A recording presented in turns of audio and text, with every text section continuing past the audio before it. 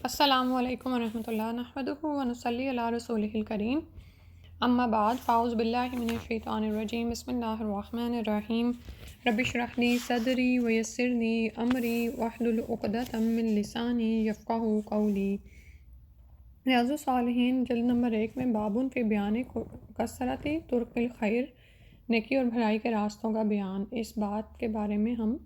باب پڑھ رہے تھے اور اس سلسلے کے کی 6 احادیث ہم نے پڑھ لی تھیں اور آج انشاءاللہ 7ویں حدیث پڑھنی ہے جو اوورآل اس جلد کی 123 نمبر حدیث ہے۔ السابع عنہ عن النبی صلی اللہ علیہ وسلم قال، حضرت ابو ہریرہ رضی اللہ عنہ ہی سے روایت ہے کہ نبی کریم صلی اللہ علیہ وسلم نے فرمایا، من غدا الی المسجد او راح اعد اللہ له فی الجنۃ نزلا کلما غدا او راحا۔ جو شخص صبح کو یا شام کو مسجد کی طرف جاتا ہے تو اللہ تعالیٰ اس کے لیے جنت میں جب بھی وہ صبح یا شام کو مسجد کی طرف جاتا ہے مہمانی تیار کرتا ہے۔ یہ بخاری اور مسلم کی حدیث ہے، سبحانہ متفق علیہ ہے، اور کتنا زیادہ اس میں ابھارا گیا ہے کہ جماعت کے ساتھ انسان نماز ادا کرے۔ اور اس سے پہلے ہم نیکی اور بھلائی کے راستوں کے بارے میں جو اس سے اوپر والی حدیث جس میں ہم نے پڑھا تھا کہ ہر انسان کی تخلیق 360 جوڑوں پر ہوئی ہے، اور اللہ اکبر، الحمدللہ، لا الہ الا اللہ، سبحان اللہ کہنا، استغفر اللہ کہنا یا کوئی اور چھوٹا سا نیکی کا کام کر دینا، تو یہ سب کیا کرتے ہیں کہ انسان جب اس حال میں شام کرتا ہے تو اپنے نفس کو جہنم کی آگ سے آزاد کرا لیتا ہے۔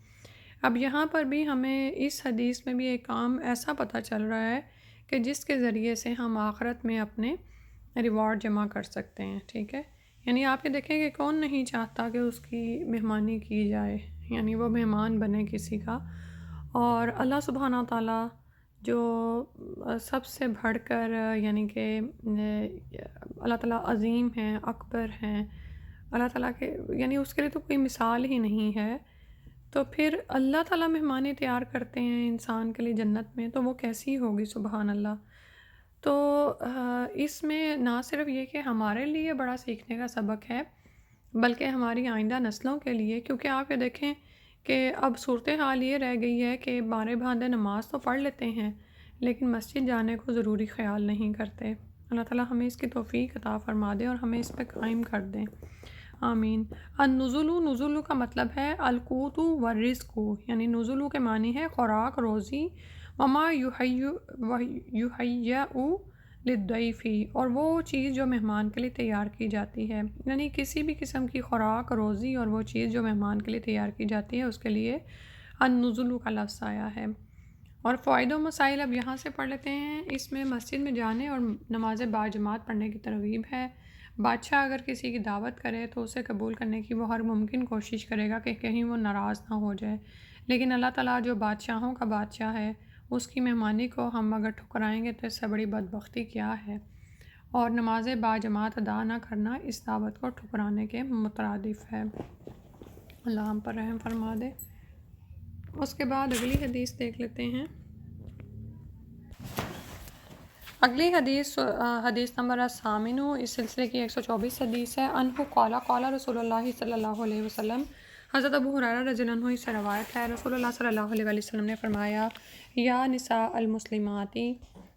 اے مسلمانوں کی عورتوں، لا تحقرن جارۃ لجارتہا، کہ کوئی پڑوسن اپنی پڑوسن کے ہدیے کو حقیر نہ سمجھے، ولو فرسن شاتن، متفق علیہ، چاہے وہ بکری کا کھر ہی ہو۔ بخاری اور مسلم میں یہ روایت بیان ہوئی ہے۔ قال الجوہری الفرسن من البعیر کالحافر من الدابۃ، قال وربما استعیر فی شاۃ۔ جوہری نے کہا ہے کہ فرسن اصل میں اونٹ کے کھر کو کہا جاتا ہے، جیسے جانور کے کھر کو حافرن کہتے ہیں، لیکن بعض دفعہ یہ فرسن بکری کے کھر کے لیے بھی استعمال کر لیا جاتا ہے۔ تو یہاں پر بھی ہمیں کیا بات سمجھ لگ رہی ہے کہ نیکی کے کسی بھی کام کو معمولی نہ سمجھا جائے، یعنی اگر آپ کے گھر میں کچھ زیادہ چیز دینے کے لیے نہیں ہے اور اگر کوئی بکری کا کھر ہی کسی کو بطور ہدیہ یعنی اپنے ہمسائے کو بھیجتا ہے تو اس کو بھی حقیر نہ سمجھے، بلکہ اس کے بدلے بھی وہ اللہ کے ہاں اجر پائے گا۔ فائدہ اس کا کیا ہے وہ بھی پڑھ لیتے ہیں یہاں سے بھی، کہ کسی کے ہدیے کو حقیر نہ سمجھا جائے، کیونکہ اگر وہ اخلاص سے بھیجا گیا ہوگا تو تھوڑا ہونے کے باوجود بھی وہ عند اللہ یعنی اللہ کے ہاں بڑا ہوگا۔ دوسرا مطلب یہ بھی ہو سکتا ہے کہ کوئی پڑوسن اپنی پڑوسن کے لیے ہدیہ بھیجنے کو حقیر نہ سمجھے، خواہ بکری کی کھر ہی ہو، یعنی اس کے ہدیے بھیجنے کو بھی معمولی خیال نہ کرے۔ کسی شاعر نے کہا ہے لا تنظرن الی زہیدی ہدیۃ فانظر الی قلب من اہداہا، ہدیے کی حقارت کو نہ دیکھیے بلکہ دینے والے کے جذبات اور دل پر نگاہ رکھیے۔ اگلی حدیث التاسع ہے، نمبر 9 حدیث ہے، عنہ عن النبی صلی اللہ علیہ وسلم قال، حضرت ابو ہریرہ رضی اللہ عنہ سے روایت ہے، رسول اللہ صلی اللہ علیہ وسلم نے فرمایا الایمان بضع و سبعون او بضع و ستون شعبۃ فافضلها قول لا الہ الا اللہ، ایمان کی 70 یا 60 سے کچھ اوپر شاخیں ہیں، ان میں سے سب سے افضل فافضلها قول لا الہ الا اللہ، لا الہ الا اللہ کہنا ہے، وَأَدْنَاهَا إِمَاطَةُ الْأَذَىٰ عَنِ الطَّرِيقِ، اور سب سے ادنا راستے سے تکلیف دہ چیز کو ہٹا دینا ہے، وَالْحَيَاءُ شُعْبَةٌ مِّنَ الْإِيمَانِ، اور حیا بھی ایمان کی ایک شاخ ہے۔ متفقٌ علیہ، بخاری اور مسلم دونوں میں یہ حدیث آئی ہے۔ البدء کیا ہے؟ من ثلاثۃ الی تسعۃ، بدون کا لفظ 3 سے 9 تک کے عدد کے لیے بولا جاتا ہے، بکسر الباء وقد تفتح، اور یہ با کے زیر سے اور کبھی زبر سے پڑھا جاتا ہے، وشعبۃ القطعۃ، اور شعبۃ یعنی حصہ اور ٹکڑا ہے۔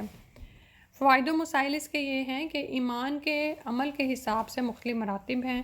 اور اس سے یہ معلوم ہوا کہ ایمان اور عمل لازم و ملزوم ہیں، ٹھیک ہے۔ اور حیا کی فضیلت اور اہمیت بھی اس سے واضح ہے، کیونکہ حیا انسان کو گناہوں سے روکتی اور نیکیوں پر آمادہ کرتی ہے، ٹھیک ہے۔ اب ایک تو وہ حیا ہے نا جو انسان کو اپنے آپ کو چھپانے اور باقاعدہ حجاب اور ستر کی پابندیوں کو یعنی ستر کی پابندیوں کو کی پیروی کرنے پر ابھارتی ہے، لیکن حیا ایک یہ بھی ہے کہ انسان اس بات سے حیا کرے کہ وہ اللہ تعالیٰ کی ناراضگی کے کام کرے، ٹھیک ہے، اور اس بات کی حیا رکھے کہ وہ اللہ کو راضی کرنے کے لیے کام کرے، ٹھیک ہے۔ اسی کے بعد العاشر 10ویں نمبر کی حدیث ہے، عنہ ان رسول اللہ صلی اللہ علیہ وسلم قال، حضرت ابو ہریرہ رضی اللہ عنہ سے روایت ہے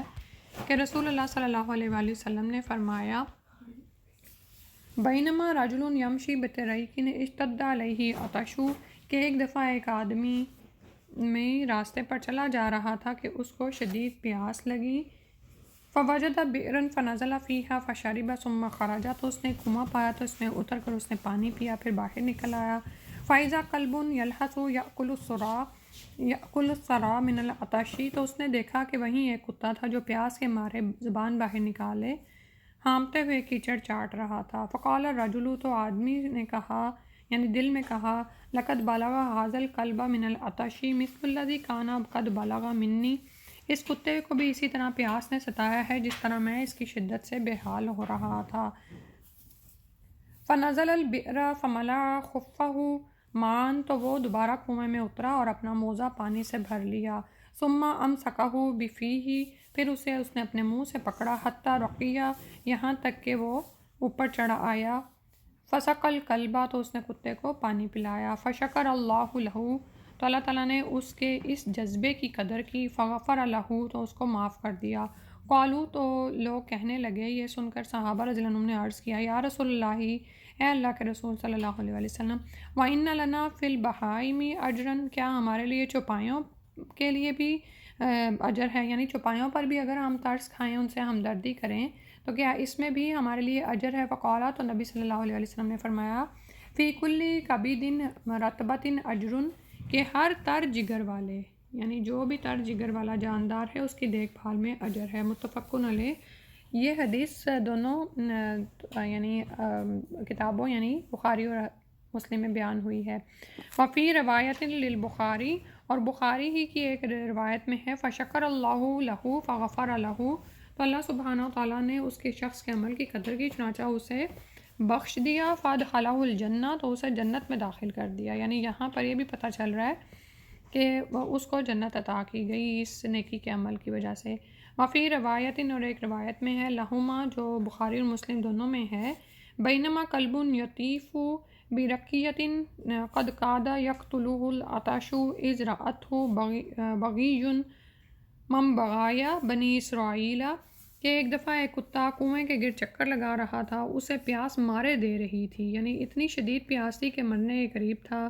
کہ اچانک اسے بنی اسرائیل کی فاحشہ عورتوں میں سے ایک بدکار عورت نے دیکھا، فنزعت موقعہ فاستقت لہ بھی، تو اس نے اپنا موزہ اتارا اور اس کے ذریعے سے اس نے اس کے لیے کنویں سے پانی کھینچا، فسقتہ فغفر لہا بھی، تو اس نے اس کو پانی پلا دیا، تو اس کے اس عمل کی وجہ سے اس کو بخش دیا گیا۔ اور یہاں پر کچھ الفاظ کو بیان کیا گیا ہے، الموق الخف ویطیف یدور حول رقیتی وہی البئر، رقیتی مطلب کنواں تھا، اور الموق یعنی موزہ، یطیف یعنی طواف، وہ کنویں کے گرد چکر لگا رہا تھا۔ اور اس کے جو فوائد و مسائل ہیں اس میں ہم دیکھتے ہیں کہ اس سے پتہ چلتا ہے کہ اللہ تعالیٰ کی ہر مخلوق کے ساتھ، حتیٰ کہ جانوروں کے ساتھ بھی احسان کرنا چاہیے، اس سے اللہ بہت خوش ہوتا ہے۔ اللہ تعالیٰ کی رحمت و مغفرت بڑی وسیع ہے، وہ اگر چاہے تو تھوڑے سے عمل کو بھی قبول فرما کر بندے کی مغفرت فرما دے، اور قاعدہ یہی ہے کہ کبیرہ گناہوں سے توبہ کی جائے، تاہم بسا اوقات خلوص نیت سے کیا ہوا عمل، نیک عمل بھی گناہوں کا کفارہ بن جاتا ہے، اور انسان کے کبیرہ گناہ بھی معاف ہو جاتے ہیں۔ ٹھیک ہے، مطلب آخر میں سمجھانے کا یہ ہے کہ نیکی کا کوئی بھی عمل ہو، جس بھی مخلوق کے ساتھ کیا جائے، حتیٰ کہ جانوروں کے ساتھ بھی انسان احسان کرے اور اس کا وہ بدلہ پائے گا، اللہ تعالیٰ اس سے خوش ہوتے ہیں، اور اللہ تعالیٰ کی رحمت اور مغفرت بڑی وسیع ہے۔ اللہ تعالیٰ نیکی کے چھوٹے سے چھوٹے عمل کی بھی قدر دانی فرماتے ہیں اور انسان کو اس پر اجر عطا کرتے ہیں، لیکن یہاں پر جو فائدہ ہمیں پتہ چل رہا ہے وہ یہ ہے کہ اپنے کسی چھوٹے عمل پر تکیہ کر کے بڑے بڑے گناہوں پر جرأت نہیں کر لینی چاہیے۔ ٹھیک ہے، یہاں پر یہی پتہ چل رہا ہے کہ کبیرہ گناہوں سے انسان توبہ کرے اور اپنے آپ کو ہر ممکن حد تک استقامت پر قائم رکھے، اللہ کا تقوی اختیار کرے۔ ہاں، یہ ضرور ہے کہ خلوص نیت سے کیا ہوا کوئی عمل بھی انسان کے لیے گناہوں کا کفارہ بن جاتا ہے، اور انسان کے کبیرہ گناہ بھی معاف ہو جاتے ہیں۔ آج اتنا ہی پڑھتے ہیں۔ سبحانک اللہم و بحمدک، نشہد ان لا الہ الا انت، استغفرک و اتوب الیک۔ السلام علیکم و رحمۃ اللہ۔